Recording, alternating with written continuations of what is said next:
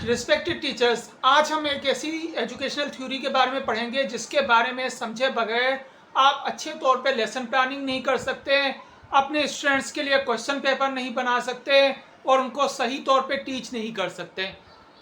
इसी तरीके से एजुकेशन से रिलेटेड किसी भी अच्छे इदारे का टेस्ट होगा, उस टेस्ट में लाजमी तौर पे इस थ्योरी से रिलेटेड क्वेश्चन आएंगे।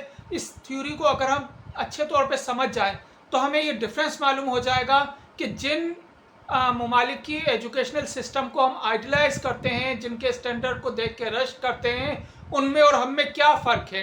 तो ये फ़र्क इसी का है कि हमने टीचिंग को किस तरीके से बेहतर बना सकते हैं, टीचिंग या लर्निंग के क्या स्टेजेस होते हैं, तो वो आज के इस वीडियो में हम समझेंगे। बढ़ते हैं वीडियो की जानिब। मैं हूँ अब्दुल वहाब, टीचर ट्रेनर।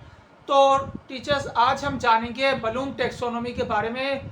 ये एक एजुकेशनल एक्सपर्ट था ब्लूम, जिसने के ये बताया कि जो लर्निंग होती है उसके 6 स्टेजेस होते हैं, 6 मराहिल होते हैं। तो उन्हीं मराहिल के बारे में हम समझते हैं कि इसके कौन कौन से मराहिल होते हैं। और दूसरी बात यह है कि इस थ्योरी में कुछ चेंजिंग भी की गई 2001 में। वो चेंजिंग क्या है वो हम एंड में समझेंगे।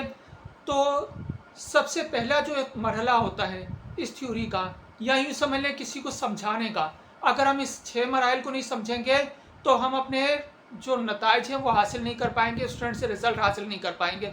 तो सबसे पहला मरहला होता है लर्निंग का, रिमेम्बरिंग का। तो जो रिमेम्बरिंग होती है वो उसका मकसद किसी चीज़ को याद करना, और याद करने के लिए ज़रूरी नहीं है कि वो उसको समझा हुआ भी हो। जैसे कि बहुत छोटे बच्चे हैं, उनको अगर आप ये बताने लग जाएं कि पाकिस्तान आज़ाद किस तरीके से हुआ था, उसकी हिस्ट्री में जाने लग जाएं, तो बहुत जो छोटे बच्चे होंगे उनके लिए ये समझना मुश्किल होगा।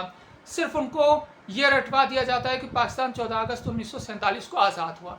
इसी तरीके से बहुत सारे क्वेश्चन उनको याद करा दिए गए कि पोल्यूशन क्या है, या पाकिस्तान का कौमी जानवर कौन सा है, पाकिस्तान का कौमी खेल कौन सा है, या किसी भी रिलेटेड फैक्ट से मुतालिक हमने उनको बता दिया और याद करवा लिया। बहुत सारी चीज़ें जो हम बचपन में पढ़ते थे, कोई पोयम, कोई भी चीज़ जो हमें आज तक याद है, लेकिन उसका मतलब हमें बहुत सारी चीज़ों का आज भी याद नहीं होगा, उसका पता नहीं होगा, या वो हम आज भी उसके बारे में नहीं समझ सके। लेकिन क्या होता है कि लर्निंग के लिए ज़रूरी है कि सबसे पहले रिमेम्बरिंग से स्टार्ट किया जाए। अच्छा, उसके बाद जब रिमेम्बरिंग हो जाए, पहले फैक्ट्स उसके जहन में बैठ जाएं, देन आप उसमें अंडरस्टैंडिंग को चेक करें। तो लर्निंग का दूसरा स्टेप क्या होता है, अंडरस्टैंडिंग। अंडरस्टैंडिंग से मुराद ये हो गया कि जो चीज़ उसने पढ़ी है, जो याद की है, अब उसमें उसकी अपनी अंडरस्टैंडिंग क्या है, उसको एक्सप्लेन किया गया। जैसे कि पहले में हमने ये पढ़ा था कि पोल्यूशन क्या है, उसकी डेफिनेशन उसको याद करा दी गई, या वाटर साइकिल क्या है। और दूसरे स्टेप में अंडरस्टैंडिंग में ये पूरी क्लास को ये कहा गया कि आप अपने अपनी वर्डिंग में ये बताएं कि वाटर साइकिल क्या होता है, पोल्यूशन क्या होता है। अगर वो थोड़ा बहुत जितना भी अपने अल्फाज में एक्सप्लेन कर सके, उसका क्वेश्चन का आंसर दे सके, जो आंसरिंग हो सकेगी, उससे ये अंदाज़ा होगा कि उसमें अंडरस्टैंडिंग का प्रोसेस हुआ है। तो ये क्या होगा, दूसरा मरहला। इसी तरीके से जब आप लेसन प्लानिंग करते हैं तो लेसन प्लानिंग में भी ये लिखना ज़रूरी होगा, अगर वो क्लास 1 का स्टूडेंट है तो उसमें जस्ट लर्निंग से यानी कि जो रिमेम्बरिंग होगी उससे मुतालिक क्वेश्चन होंगे। इसी तरीके से रिमेम्बरिंग से मुतालिक आपके ऑब्जेक्टिव होंगे, और जो क्वेश्चन पेपर बनाएंगे उसमें रिमेम्बरिंग से मुतालिक क्वेश्चन होंगे। तो ये पहला मरहला हो गया। और जो दूसरा स्टेप होता है उसमें उसकी अंडरस्टैंडिंग को चेक किया जाता है। अंडरस्टैंडिंग को चेक करने के लिए हमने ट्रू फॉल्स दिया, जो भी चीज़ स्टूडेंट्स की अपनी जो सोच थी वो हमने जानने की कोशिश की। उसके बाद तीसरा मरहला ये होता है कि उसको अप्लाई करना। अब वो उसको कहाँ पे अप्लाई कर सकता है, किस तरीके से कर सकता है।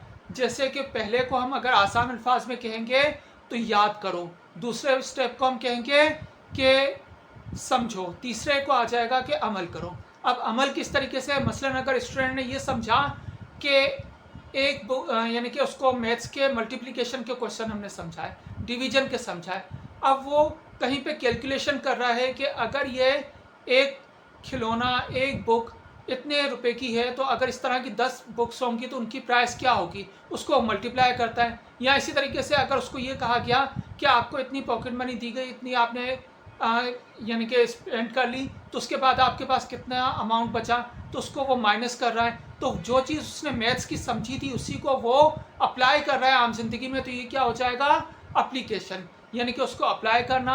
और जब आप उसकी एज ग्रुप के लिहाज से नेक्स्ट स्टेप पे वो जाएगा, तो उसके क्वेश्चन भी ऐसे ही होने चाहिए कि वो उसको अप्लाई कर सकता है या नहीं कर सकता।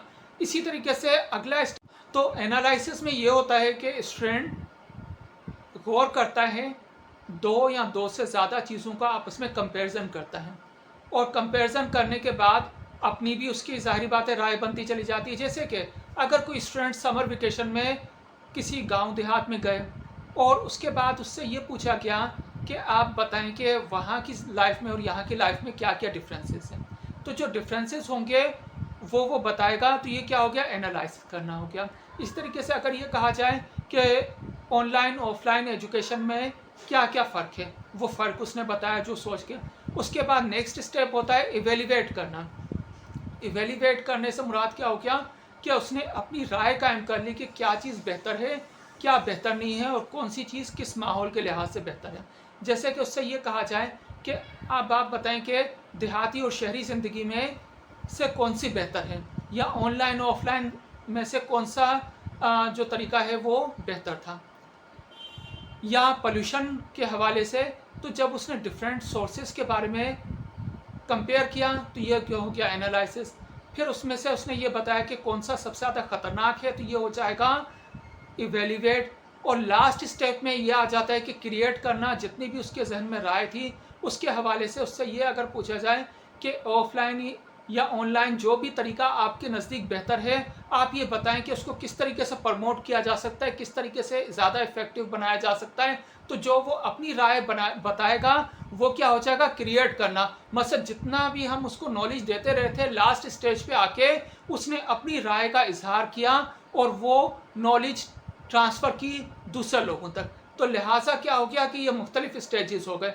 अब हमारे और जो दूसरे ममालिक हैं जिन पे हम रश करते हैं, जिनके एजुकेशनल सिस्टम को अच्छा समझते हैं, उनमें क्या होता है कि स्टूडेंट की ग्रोथ होती रहती है, उनकी जहनी इर्तका होता रहता है। जबकि हमारे यहाँ क्या होता है कि इवेल्युएशन का प्रोसेस नहीं होता, बल्कि स्टूडेंट को जो हमने शुरू में रिमेंबरिंग पे लगाया होता है, लास्ट तक रिमेंबरिंग पे ही लगाते हैं कि ये क्वेश्चन इंपॉर्टेंट है, ये क्वेश्चन इंपॉर्टेंट है। फिर उनमें से जब नहीं आते, वो 5 या 10 ईयर नहीं लगते, तो फिर हम कहते हैं कि पेपर अच्छा नहीं था, या फला रिज़ल्ट उन्होंने सही नहीं दिया, चेक अच्छा तरीके से नहीं किया। तो इसकी वजह क्या है, क्योंकि हमने उनकी ग्रोथ की ही नहीं। ये ऐसे ही है जैसे कि किसी शख्स की उम्र में इजाफा होता चला जाए लेकिन उसका जहनी मयार वहीं का वहीं रहे, तो क्या होगा, वो शख्स नॉर्मल नहीं होगा। तो लिहाजा अगर हम पाकिस्तान की मुख्तलिफ बोर्ड्स का मुताला करें, इसको स्टडी करें, जो एजुकेशनल बोर्ड हैं, तो ओ लेवल ए लेवल के अगर आप स्टूडेंट्स को देखें, उनसे बातचीत करें, उनके क्वेश्चन पेपर देखें, उनके करिकुलम को देखें, उनकी लेसन प्लानिंग को देखें, उनके टीचर्स की, तो उसमें फ़र्क होगा। क्योंकि उसमें ज़्यादा इसको चेक किया जा रहा होता है कि उसने क्या अंडरस्टैंड किया और किस तरीके से वो एक्सप्लेन कर रहा है। हम इस तरीके से नहीं कर रहे होते हैं, और यही चीज़ क्या होती है, हमारे जवाल का सबब बन रही है। तो ये थी बलूम टेक्सोनोमी, जिसमें मुख्तलिफ स्टेप्स थे। तो अब आप क्या करेंगे, जब आप लेसन प्लान बनाएंगे, जब आप क्वेश्चन पेपर बनाएंगे, तो इस चीज़ का ज़रूर ख्याल रखेंगे कि उनकी एज ग्रुप क्या है, क्लास कौन सी है, और अब उनसे कौन सा क्वेश्चन किया जाना चाहिए, किस स्टेप पे हैं। और उसके बाद ये होना चाहिए कि जब वो 9-10 तक आए, इंटरमीडिएट तक जाएँ, तो वो एटलीस्ट ऐसे लेटर अपनी वर्डिंग में लिख सके, उसको एक्सप्लेन कर सके। आजकल चैट जीपीटी का दौर है, एआई का दौर है, लेकिन एआई को भी जब वो यूज़ कर सकेगा स्टूडेंट, या कर सकेगी जब उसके अपनी थॉट्स क्लियर होंगी, उसके माइंड में क्लियरिटी होगी। तो बलूम टेक्सोनोमी 1955 में बेंजामिन बलूम ने और उसके साथियों ने पेश की थी, और उसमें अमेंडमेंट हुई थी 2001 में। पहले ये वर्ब फॉर्म में थी, जिसके बाद पहले ये नाउन फॉर्म में थी, जिसके बाद ये वर्ब फॉर्म में चेंज कर दिया गया। और इसका जो लास्ट स्टेप था, 6th स्टेप, वो पहले ये था कि क्रिएट का 5वें स्टेप पे आता था, इवेल्युएट लास्ट स्टेज पे आता था। 2001 में जो एजुकेशनल साइकोलॉजी से रिलेटेड लोग हैं, उन्होंने कहा कि नहीं, पहले वो इवेल्युएट करेगा, लास्ट में क्रिएट करेगा। तो ये थी आज की वीडियो। उम्मीद है आपको पसंद आई होगी। इसे लाइक कीजिएगा, शेयर कीजिएगा, चैनल को सब्सक्राइब कीजिएगा। Thank you so much.